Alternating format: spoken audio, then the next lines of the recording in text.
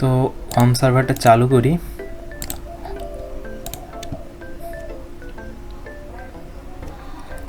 এটা চালু হোক, ততক্ষণে আমরা একটু লোকাল হোস্টে দেখি। লোকাল হোস্ট, এখানে আমাদের আজকে যে স্মার্ট নিউজ নামের প্রজেক্ট, সেই প্রজেক্টটাতে আমরা কি তৈরি করেছি সেটা আমরা দেখব। তো দেখি, হ্যাঁ রেডি হয়ে গেছে। তো আমি এখন স্মার্ট নিউজে আসলাম এবং স্মার্ট নিউজ যে আমরা নিউজ পোর্টাল একটা তৈরি করেছি।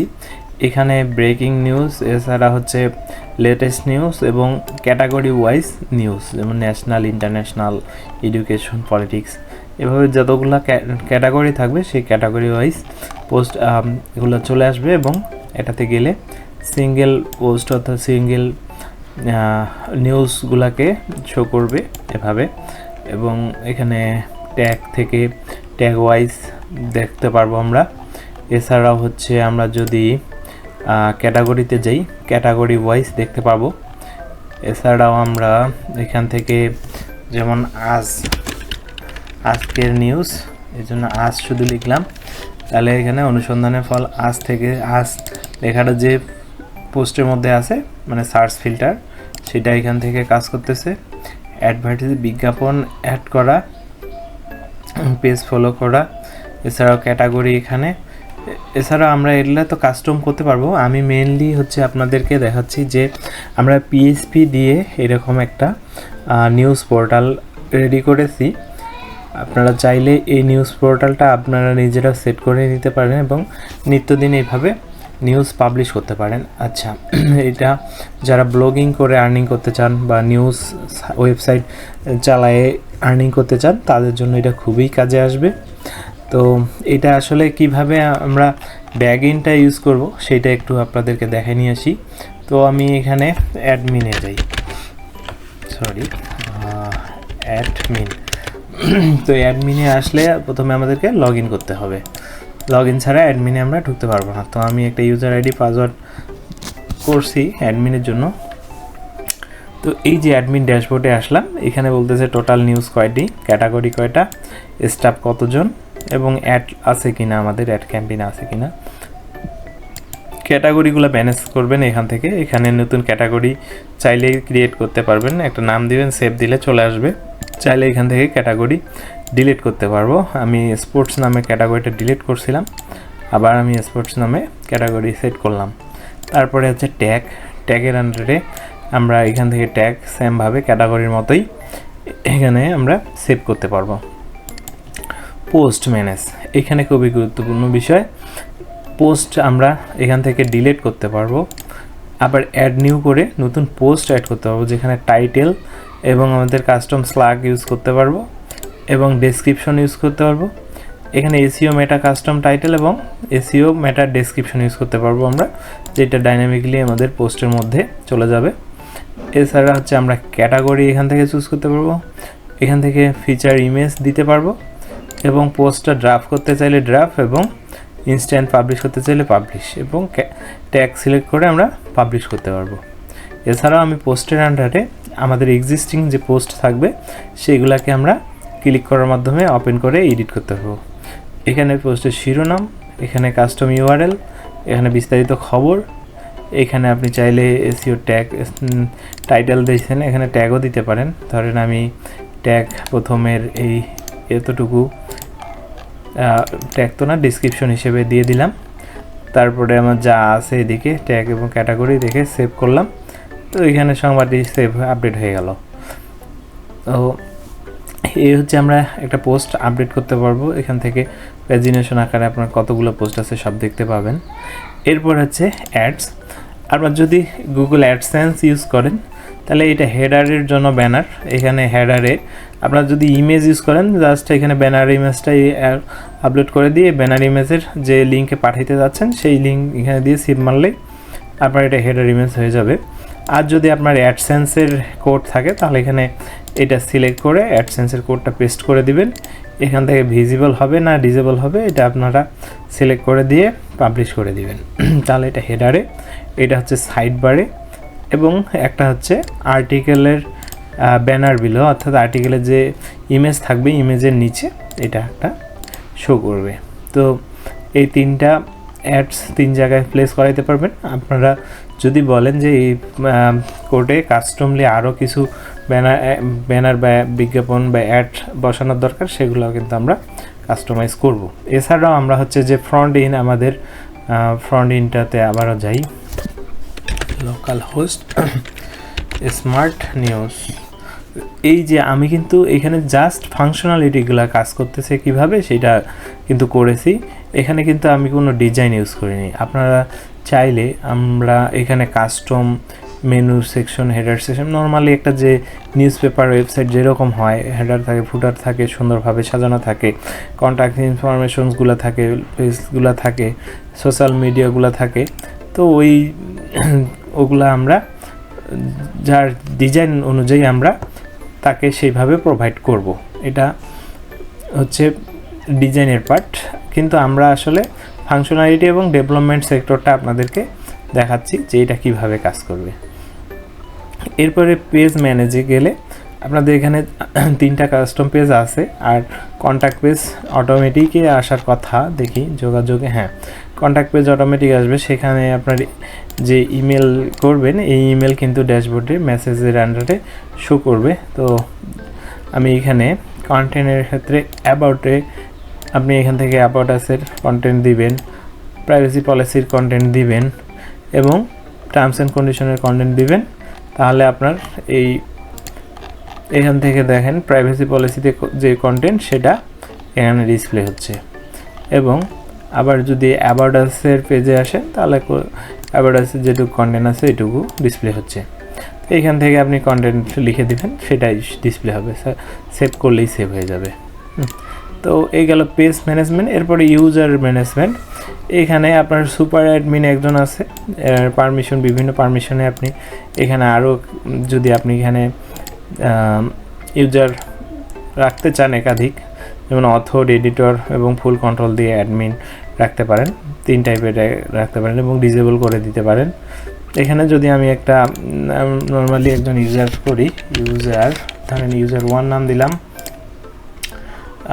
ধরেন something@gmail.com দিলাম, একটা থাকলো, আমি এডিটরকে বানাইলাম, এর অ্যাক্টিভ করলাম, রেজিস্টারে ক্লিক মারে দিলাম, তাহলে এখানে পারমিশন এডিটর সে অ্যাক্টিভ এবং তাকে এখান থেকে আমি ডিলিট করে দিতে পারবো। এবং সে এখন ইউজার আইডি এবং পাসওয়ার্ড যেটা দিয়ে আমরা ক্রিয়েট করেছি সেই পাসওয়ার্ডটা দিয়ে এটা এখন লগ ইন করে সেই এডিটর হিসেবে এডিট করতে পারবে, অর্থাৎ পোস্ট কন্টেন্ট লিখতে পারবে। তো আমি আবার ওকে ডিলিট করে দিলাম, ডিলিট হয়ে গেল। এরপরে আপনার আরেকটা সেটিংস পেজ আছে। এখানে হচ্ছে আপনার নিউজ পোর্টালের যে আমাদের এখানে এই নিউজের নাম একটা দিতে পারেন, এখানে একটা লোগো দিতে পারেন, এরপরে আইকন একটা দিতে পারেন যেটা এখানে আসছে, তারপরে এসইও মেটা স্লোগান দিতে পারেন এবং এখানে এসইও ডিসক্রিপশন দিতে পারেন, কপিরাইট টেক্সটটাকে রিপ্লেস করতে পারেন। এই যে তো এটা গেল এই সেটিংস। এবং এখান থেকে আপনার যে ডিফল্ট পাসওয়ার্ডটা আমরা দিয়ে দিব, অর্থাৎ ডাটাবেস ইনস্টলের সাথে সাথে যেটা হয়ে যাবে সেই পাসওয়ার্ডটা আপনি অবশ্যই চেঞ্জ করে নতুন পাসওয়ার্ড সেট করে আপনি সেভ করবেন। এখানে চাইলে আপনার একাধিক ফেসবুক পেজ, ইউটিউব ইউজ করলে এইগুলাতে শো করবে, প্লাস হচ্ছে কমিউনিটি পেজ টেজ এখানে এগুলাও আপনারা চাইলে কাস্টমলি আমরা করে দিব, প্রবলেম নেই। এরপরে আরেকটা আমাদের আছে, সেটা হচ্ছে যদি কন্ট্যাক্ট পেজ থেকে কেউ আসে, অর্থাৎ এখানে কেউ একজন ইমেল সাবজেক্ট মেল করে, পেজটা এখানে এখনও লিঙ্ক করা হয়নি, তারপর আমি এখানে দেখাই দিই, মেসেজ নামের একটা আমাদের অপশন আছে। এখানে যখন কেউ একজন এখানে ফিল আপ করে এটা সাবমিট করবে, তার ডাটাটা এখানে চলে আসবে, তার মেসেজটা আমরা এখান থেকে তার মেসেজটা, মূল মেসেজটা পড়তে পারবো। তো এইখানে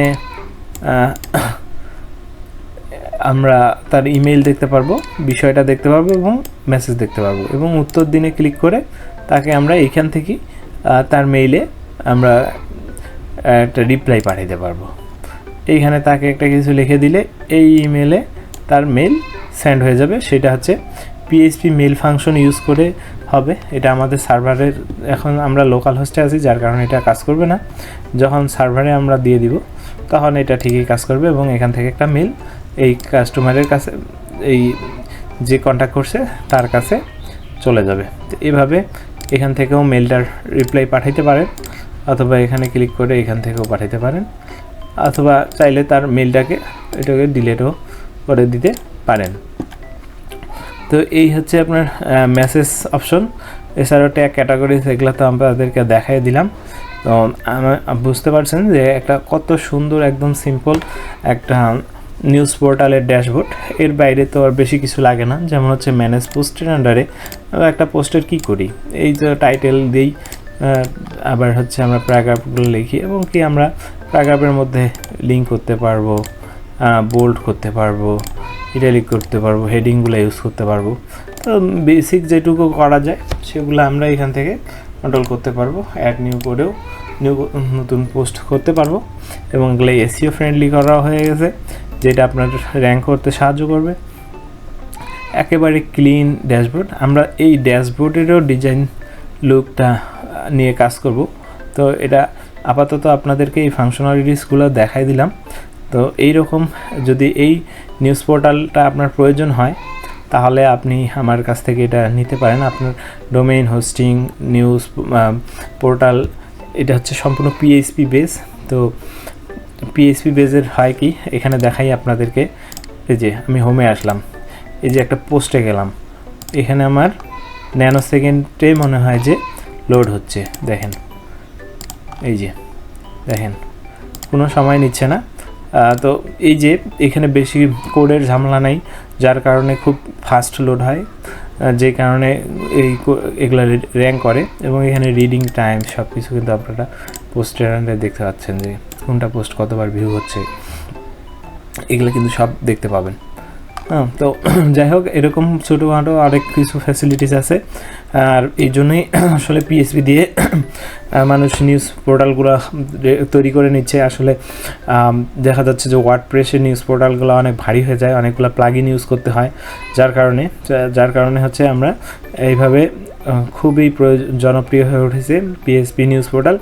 এখানে কোনো ফ্রেমওয়ার্ক ইউজ করা হয়নি, কোনো সিএমএস ইউজ করা হয়নি, শুধুমাত্র র পিএইচপি দিয়ে।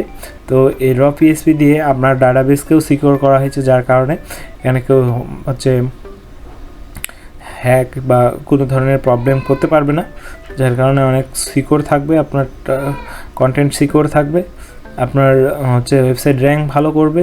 সব মিলে আপনাদের এরকম একটা নিউজ পোর্টাল থাকা দরকার, যার কারণে আমি এই প্রয়োজনীয়তার উপর ভিত্তি করেই এই পোর্টালটাকে তৈরি করেছি। তো আশা করি যদি আপনাদের প্রয়োজনে পড়ে, তাহলে আপনারা ভিডিও ডিসক্রিপশনে কন্ট্যাক্ট নাম্বার পাবেন, অথবা আপনারা আমাদের লিঙ্ক দেওয়া হয়ে যাবে, এবং এটা ডেমো দেখার জন্য আমি লাইভে আপলোড করে দিয়ে দিব। তো ওই লিঙ্ক থেকে আপনারা কন্ট্যাক্ট করে পারচেস করতে পারবেন। এর আগে মনে হয় আমি আর একটা যে লাইভে করে দিছি সম্ভবত, দেখি, হ্যাঁ জেনুইন। এটা ছিল হচ্ছে আপনার একটা স্টোরের বিলের কাগজ তৈরি করার জন্য। তো এটাতে আমি ইউজার নেম যিনি কী দিলাম, জেনুইন